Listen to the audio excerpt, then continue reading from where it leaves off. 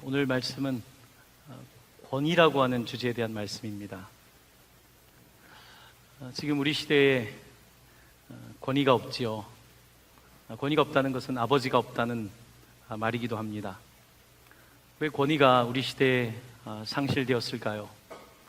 그것은 권위를 잘못 사용했던 권위주의 때문일 것입니다. 권위와 권위주의란 말은 다르죠. 권위가 주어졌을 때 그것을 권위주의적으로 바꾸게 되면 그 다음에는 반작용의 결과로 결국은 권위에 대한 존경심이 없어지게 되고 결국은 권위가 해체되게 되어 있습니다. 우리 시대는 탈권위의 시대이고 권위가 해체되는 시대입니다. 아버지의 권위가 의심받는 시대를 살아가고 있습니다. 하지만 건강한 권위가 없으면 그 사회는 건강할 수가 없습니다. 가정에 아버지의 권위가 있어야 되고 교회에는 주님이 부르신 종들을 통한 질서 있는 권위를 통하여 교회가 세워질 필요가 있습니다. 하지만 우리는 이 시대를 살아가면서 권위라고 하는 단어를 불편하게 생각하는 그런 시대를 살아갈 만큼 권위가 많이 무너져 있는 것을 보게 됩니다. 오늘 권위라고 하는 단어, 성경은 권위라고 하는 단어를 어떻게 설명하고 있는지를 보면 권위라는 말에 대한 이 어원을 통해서 여러분들이 아주 기본적인 이해를 할 수 있습니다. 권위라고 하는 단어는 헬라어, 신약 성경에 기록된 헬라어는 엑스에다가 우시아라고 하는 말이 합성된 단어입니다. 엑수시아라고 합니다. 이 엑스는 뭐뭐로부터라고 하는 뜻이고요. 우시아, O-U-S-I-A, 우시아는 본질 혹은 존재라고 하는 뜻입니다. 우시아는 존재로부터, 본질로부터 나오는 힘을 말하는 것입니다. 하나님의 힘은 어디에 있을까요? 그것은 그의 본성에 있습니다.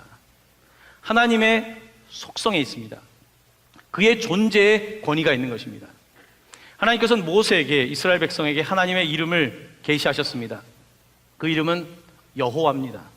여호와는 여러분 잘 아시다시피 그 뜻은 스스로 있는 자이다. 어제도 있었고 오늘도 있고 내일도 있을 것이란 뜻입니다. 하나님의 권위는 엑스우시아, 그의 존재로부터, 그가 계시기 때문에 나오는 것입니다. 그렇다고 한다면 사람의 권위는 어디서 나올까요? 사람의 권위도 그의 존재에서 나오는 거예요. 그의 본질에서 나오는 거예요. 그의 됨됨이에서 나오는 거예요. 그의 인격에서 나오는 것입니다. 권위라고 하는 단어는 그래서 내게 없는 것에서 가져올 수는 없는 거예요. 왜 권위주의가 등장하냐면 내게 없는 것을 가지고 힘을 삼기 때문에 그런 것입니다. 내게 없는 것을 가지고 그것을 권세로 삼게 되면 그것이 권위주의가 되는 것입니다. 사탄은 권위를 가진 존재가 아닙니다. 사탄은 권위가 없어요. 왜냐하면 그의 본질 자체가 잘못되어 있기 때문에, 그의 존재가 잘못되어 있기 때문에 그렇습니다. 하지만 사탄은 권위를 갖지 못하지만 권위주의를 만들어냅니다. 그래서 자신이 가지고 있지 않은 것, 거짓을 통해서, 진리가 아닌 것을 통해서 계속해서 힘을 갖기를 원합니다. 사탄이 예수님을 시험할 때에 돌로 떡덩이를 만들려고 합니다. 예수님의 권위는 하나님의 아들이신 그의 권위로부터 오는데 예수님에게 이 돌을, 떡덩이를 만들므로써 힘을 얻어보라는 것입니다. 혹은 높은 곳에 가서 꼭대기에서 뛰어내리라고 합니다. 높은 곳에 뛰어내려서 인기를 얻어서 권위를 얻어보라고 하는 것입니다. 사탄에게 엎드리라고 합니다. 엎드려서 내가 힘을 다 주겠다, 권력을 주겠다고 합니다. 하지만 예수님은 이 모든 것을 거부하십니다. 왜냐하면 권위라고 하는 것은 기적을 베풀기 때문에만 나타나는 것도 아니고 다른 사람의 인기에 의해서 나타나는 것도 아니고 그의 존재로부터 권위가 나오기 때문입니다. 우리 시대에 권위가 세워져야 된다는 것은 참 쉬운 이야기가 아닙니다. 왜냐하면 그를 뒷받침할 수 있는 그의 존재적 근거가 있어야 되고 그에게 본질적인 인품이 동반되어야 되기 때문에 그런 것입니다. 그러므로 권위 있는 자를 찾기가 어려운 것은 아마 우리 시대에 그만큼 그의 존재가 가볍기 때문일 것입니다. 그의 본질이 많이 진실에서 벗어나 있기 때문일 것입니다. 바로 이것이 우리가 살아가는 시대입니다. 우리는 종교개혁 500주년을 맞이합니다. 오늘은 10월 첫째 주일입니다. 5주 동안의 주일이 있는데요. 특별히 이 기간은 종교개혁 500년을 생각해 보아야 될 때입니다. 종교개혁은 뭡니까? 500년 전에 왜 종교개혁이 일어났던 것입니까? 그것은 교회가 권위를 잘못된 곳에서 얻었기 때문입니다. 교회가 교권이 높았기 때문에 하나님의 말씀이 아니라 교권이 높았던 그 시대에 교회는 부패되어 있었습니다. 하나님이 주신 권위가 아니라 권위주의에 빠져 있었습니다. 여러분, 우리가 잘 아는 로마 가톨릭 교회는 AD 4세기경에 이제 국교화되게 됩니다. 황제가 되려면 교황에게도 잘 보여야 돼요. 교황에게 기름 부음을 받아야 되는 것입니다. 그런 1000년 동안의 역사 동안에 교회는 하나님의 기관으로서의 본질보다는 외부에 있는 힘인 권력, 외부에 있는 힘인 경제력을 더 중요하게 생각하게 되었습니다. 그래서 1000년 동안에 교회는 계속해서 부패하게 되었고, 500년 전 독일과 유럽 사회는 교회의 권력은 막강했지만 교회의 권위를 잃어버리고 있었습니다. 거기에 대한 반작용으로 바로 종교개혁이 일어난 것입니다. 이 일을 시작한 것이 바로 마틴 루터입니다. 마틴 루터는 아버지가 노동자였습니다. 그랬던 그는 아버지의 꿈인 로스쿨을 가게 됩니다. 법과대학을 가게 되고 그는 변호사가 되기 위한 준비를 합니다. 하지만 그에게 삶의 회심의 경험이 일어나요. 흑사병이 돌고, 당시에 유럽이 그랬습니다. 너무나 많은 사람들이 죽었어요. 그의 친구들이 다 죽었어요. 그때 그는 실존적인 갈등을 합니다. 내 삶은 무엇인가, 죽음은 무엇인가 고민을 하면서, 하나님, 나에게 생명을 지켜주신다면 내가 주의 종이 되겠습니다. 그래서 그가 수도사가 됩니다. 그가 수도사가 되어 이제 금욕을 하는 거예요. 왜냐하면 내가 죄인이라는 사실을 깨닫고, 당시에 그 교회 분위기가 그랬습니다. 사람들은 내가 죄인이라는 생각을 깊이 했고 벌을 받는다는 생각을 했습니다. 그래서 루터는 벌을 받지 않기 위해서는 더 예배해야 됐고, 고해성사도 더 많이 해야 됐고, 그는 굉장히 강박적으로 자기의 죄를 씻으려고 애를 썼습니다. 여러분, 강박증 가운데 먼지에 강박이 있는 사람들은 손을 씻고 또 씻지 않습니까? 씻었는데도 또 지저분하거든요. 자세히 보면 또 씻고 또 씻는 거예요. 그래서 손이 물러 터지고 막 피가 나는데도 이것을 씻고 씻는 사람들이 심각한 강박증을 갖고 있는 사람들입니다. 여러분, 죄의 문제도 마찬가지입니다. 내가 씻었다고 생각했는데 고해성사를 받고 왔는데 나에게 또 죄책감이 남아있는 거예요. 그러면 또 고해성사를 해야 되는 거예요. 안 되니까 내 몸을 학대해야 되는 거예요. 그래서 죄를 씻고 싶은 거예요. 마틴 루터는 그렇게 자기의 삶의 구원을 얻고 나서 종교적인, 강박적인 그 신앙생활이 지속되었습니다. 그랬던 그에게 로마에 순례할 수 있는 기회가 찾아왔어요. 로마에 갔는데 그는 얼마나 기대했겠습니까? 당시에 로마 가톨릭이었기 때문에 로마는 그들에게 성지입니다. 베드로가 순교한 곳이기도 하고 많은 순교자가 있는 로마에 가게 됩니다. 그는 그곳에 가서 무엇을 봤을까요? 한편으로는 대단한 건축물을 보았습니다. 성 베드로 성당이 지어지고 있었습니다. 하지만 루터는 좀 충격을 받았어요. 그가 생각했던 교회보다 너무 교회가 화려한 거죠. 그가 생각했던 교회와는 좀 다른, 굉장히 권력 중심적으로 형성되어 있는 교회에 그는 실망을 하게 됩니다.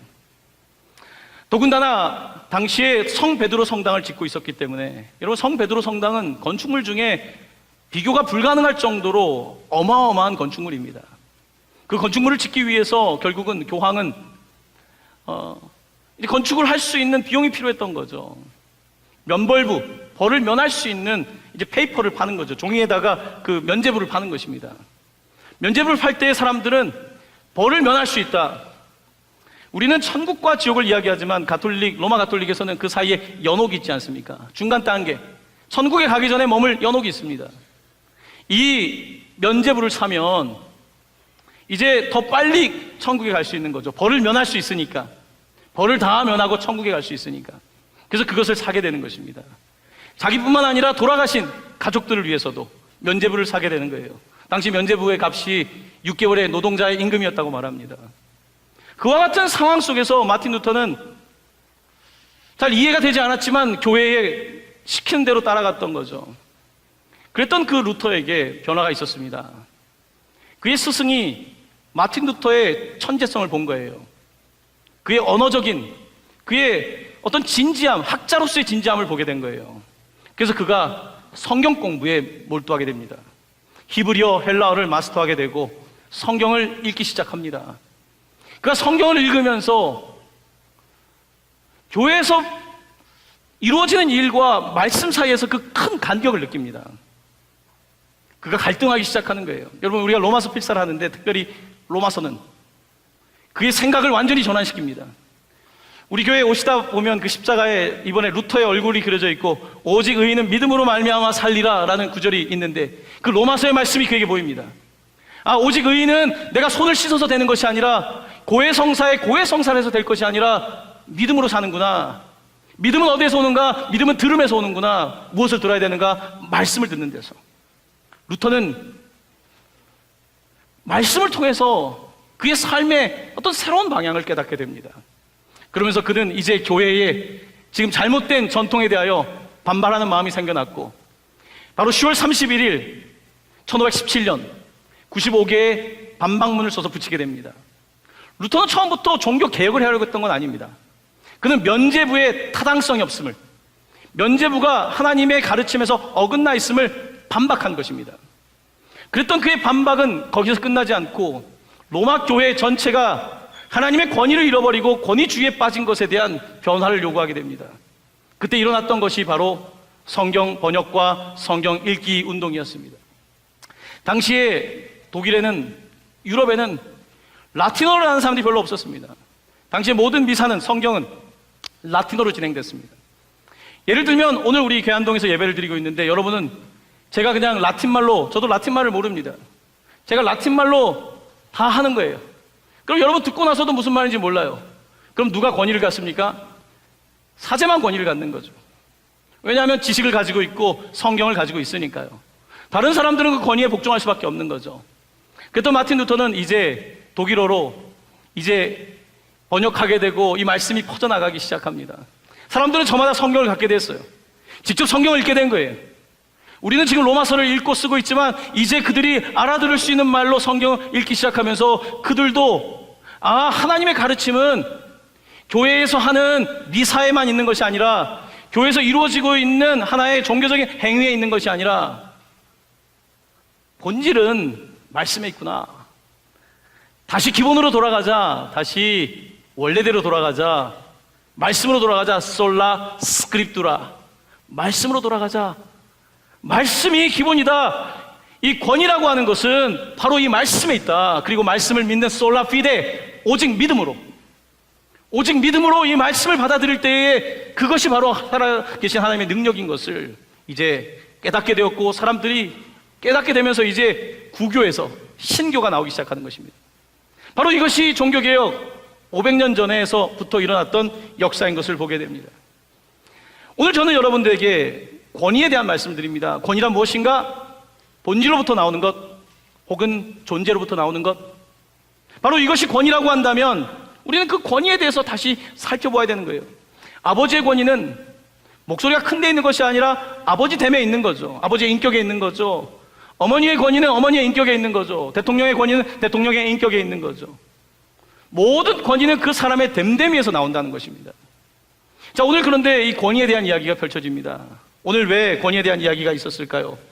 오늘 대제사장과 종교 지도자들 중심으로 해서 예수께 와서 묻습니다. 내가 무슨 권위로 이런 일을 하느냐? 누가 이 권위를 주었느냐? 권위라는 단어, 엑수시아라는 단어가 사용됩니다. 도대체 왜 이런 논쟁이 있었을까요? 여러분, 성경책 마태복음 21장 바로 옆에 있는 12절 13절 말씀을 보시면 당시에 왜 이런 사건이 있었는지를 알 수가 있습니다. 12절 13절 말씀, 우리 한번 성경을 읽으면서 한번 바라보도록 하겠습니다. 시작. 예수께서 성전에 들어가서 성전 안에서 매매하는, 돈 바꾸는 사람들의 상과 비둘기 파는 사람들의 의자를 둘러엎으시고 그들에게 이르시되 기록된 바 내 집은 기도하는 집이라 일컬음을 받으리라 하였거늘 너희는 강도의 소굴을 만드는도다 하시니라. 아멘. 예수님은 이제 십자가를 지기 전에 마지막 일주일을 예루살렘에서 보내고 계십니다.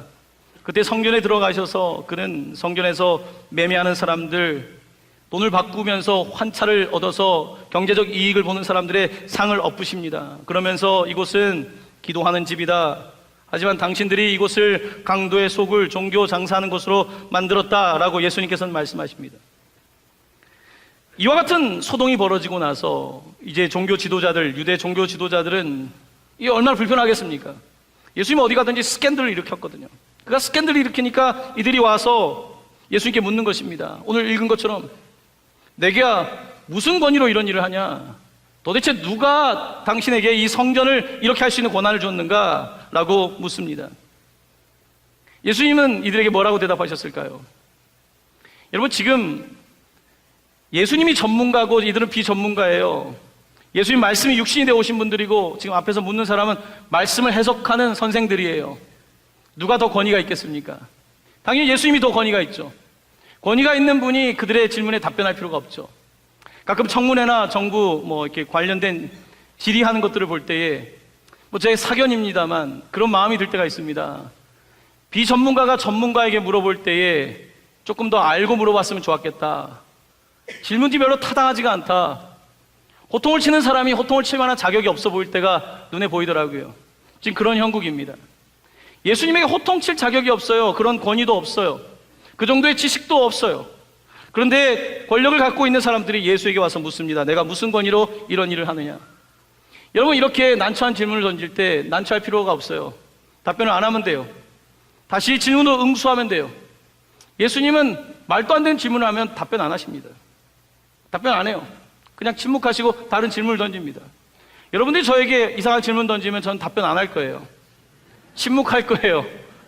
물어보시는 분도 별로 없지만 별로 질문에 대한 답변을 할 필요가 없을 때는 오히려 질문을 던지는 거죠. 예수님은 어떤 질문을 던졌습니까? 25절 보십시오. 25절 이렇게 묻습니다. 요한의 세례가 어디로부터 왔느냐? 하늘로부터냐? 사람으로부터냐?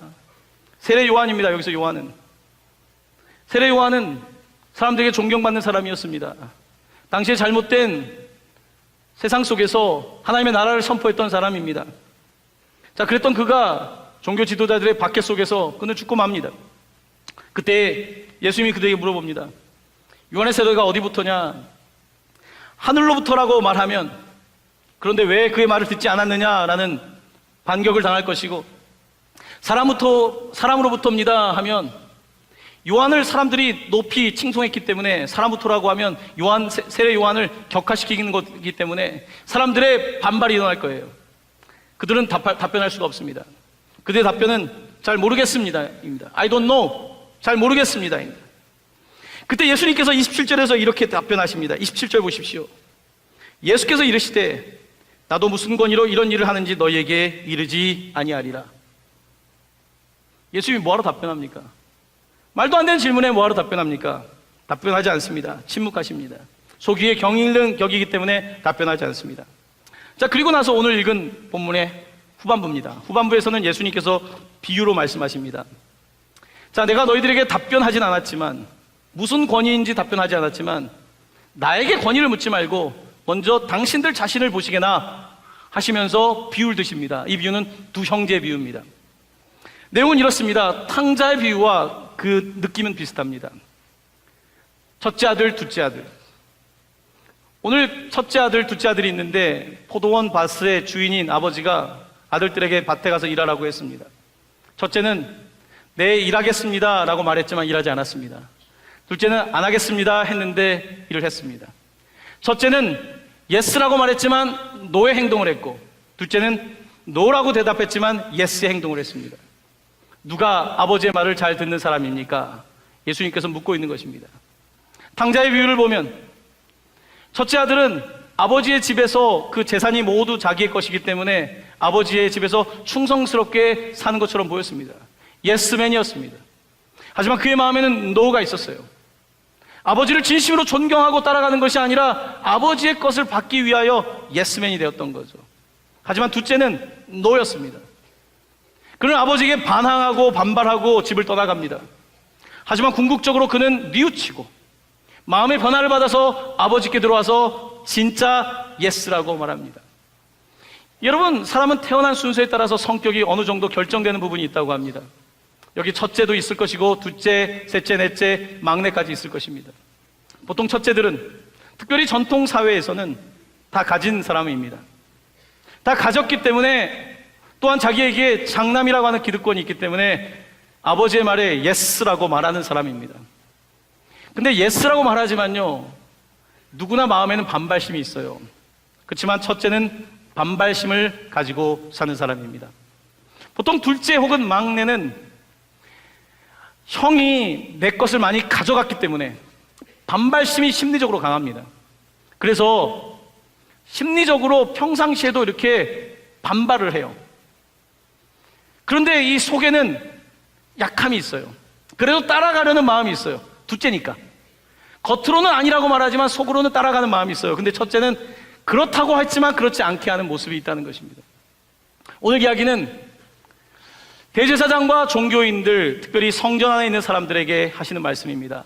성전 안에 있는 여러분들은 하나님의 말씀을 이렇게 많이 알고 읽고 공부하고 뜻을 따라가는 것처럼 살고 있지만 여러분 속을 보실까요? 여러분의 속에는 노가 있잖아요. 하나님한테 예스라고 말하고 있지만 속에는 노가 있잖아요. 하나님에게 예스라고 말했지만 진짜 행동은 안 하고 있잖아요. 그 이야기를 하고 있는 것입니다. 하지만 둘째는 오늘 본문에는 세리와 창녀라고까지 이야기합니다. 소위 그와 같이 성전에 들어올 수 없는 사람들, 성전에 들어올 수도 없고 그렇게 보기에도 아무런 지식도 없고 아무것도 아닌 사람들, 그들은 우리가 보기에는 노지만, 그들은 노라고 말하지만 그들 마음은 언제든지 뉘우치고 믿음으로 다가올 수 있는 그런 둘째 모습이 있습니다.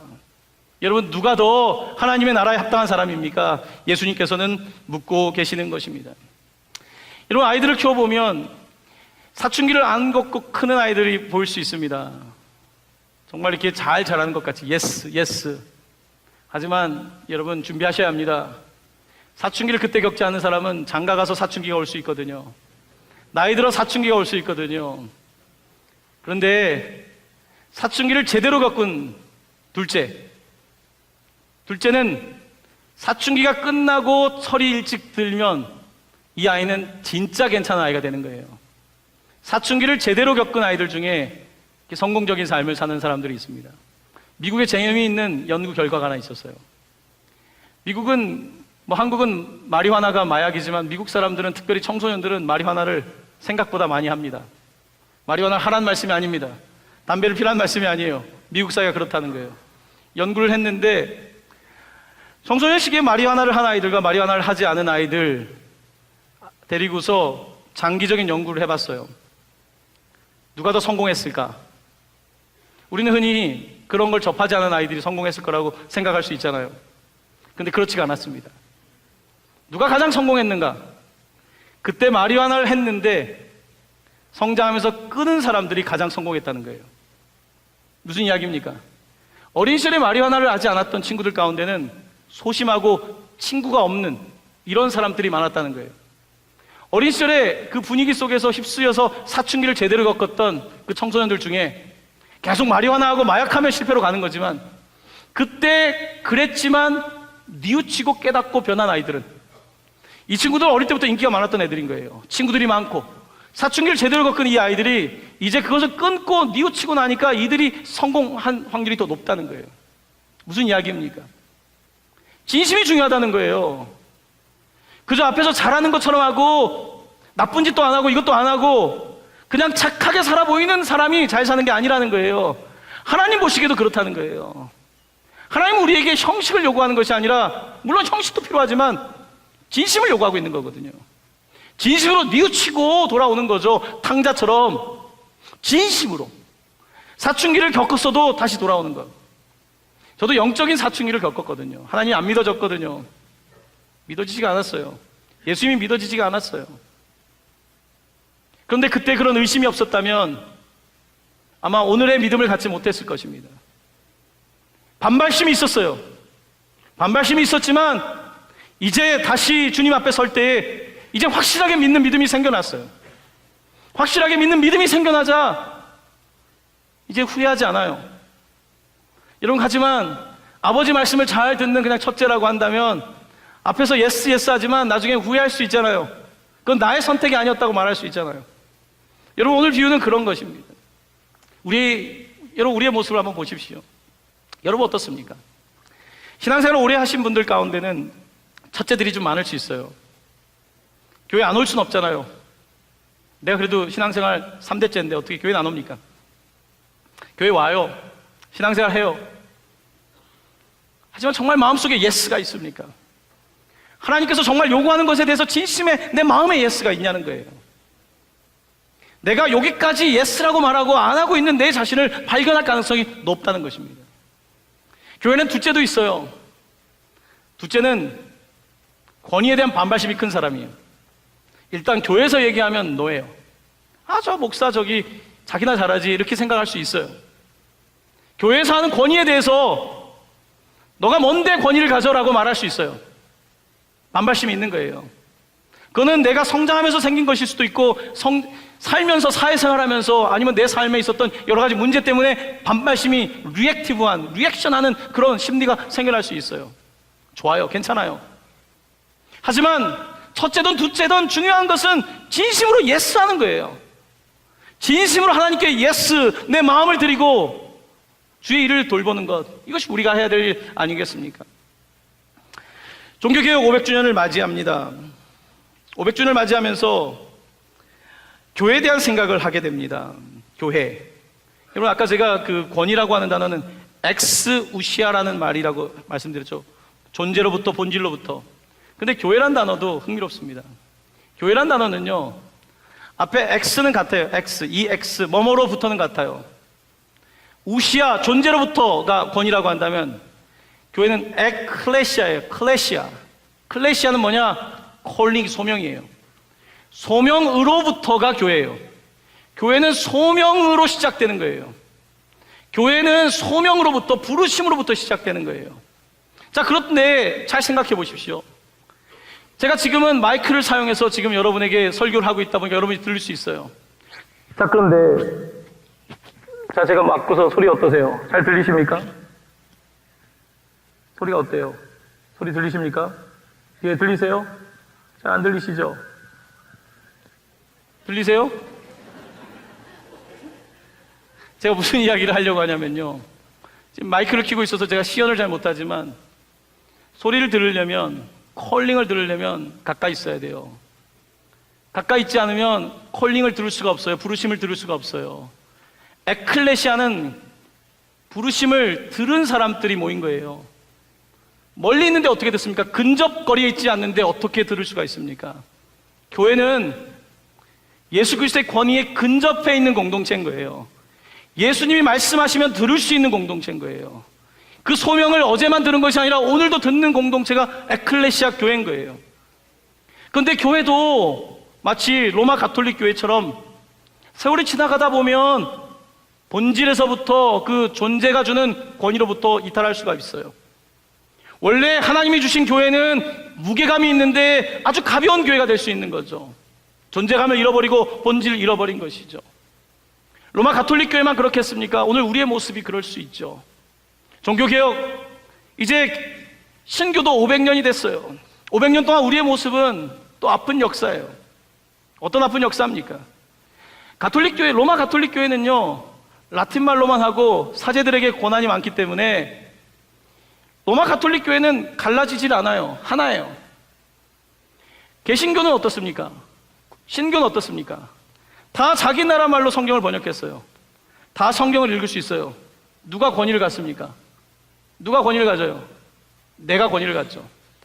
개신교의 특징은 각자에게 만인 제사장, 나에게 사제가 없어도 가톨릭 사제에게 가서 고해 성사를 안 해도 내가 사제를 받을 수 있는 게 하나님과 직통을 통해서. 그러다 보니까 우리는 성경을 너무나 쉽게 받았어요. 성경을 읽을 수 있고 해석할 수 있어요. 그런데 해석하다 보니까 생각이 다른 거예요. 그러니까 교단이 많은 거죠. 쉽게 이야기하면 생각의 차이가 있으니까요. 성경을 읽는 방법이 다르니까요. 이게 개신교입니다. 개신교가 잘못된 것도 아니고 뭐 로마 가톨릭이 뭐 어떻다 이런 이야기를 하기 전에 그런 거예요. 그렇다고 한다면 오늘 우리가 바라보아야 될 권위란 무엇인가? 다른 사람을 말하기 이전에 내가 예수 그리스도에게 얼마나 가까이 있느냐는 거예요. 내가 그의 콜링을, 그의 부르심을 듣고 있느냐는 거예요. 내가 그의 부르심에 응답하고 있느냐는 거예요.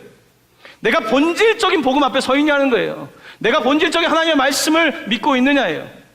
아니면 내가 교회에서 본질적이지 않은 비본질적인 것을 붙잡고 있는가? 우리 교회는 오늘 본질적인 것을 붙잡고 있는가? 아니면 비본질적인 것을 붙잡고 있는가? 그 질문인 것입니다.